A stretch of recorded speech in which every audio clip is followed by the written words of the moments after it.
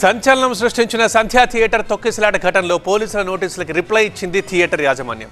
6 పేజీల లేఖని పోలీసులకు అందజేసింది. ఇంతకీ మరి ఆ లేఖలో ఏముంది? 6 పేజీల్లో ఏం రాసింది? తొక్కిసలాట ఘటనపై యాజమాన్యం రియాక్షన్ ఏంటి?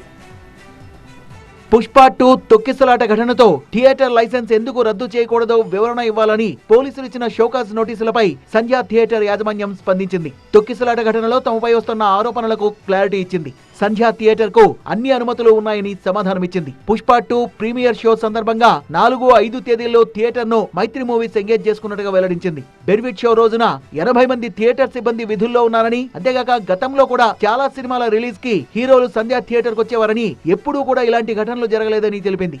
థియేటర్ లో 2 వీలర్ 4 వీలర్స్ కోసం ప్రత్యేక పార్కింగ్ సౌకర్యం ఉందని వెల్లడించింది. అంతేగాక ఈ ఘటనలో పలు కీలక విషయాలు లేఖ ద్వారా పోలీసులకు థియేటర్ యాజమాన్యం తెలిపింది.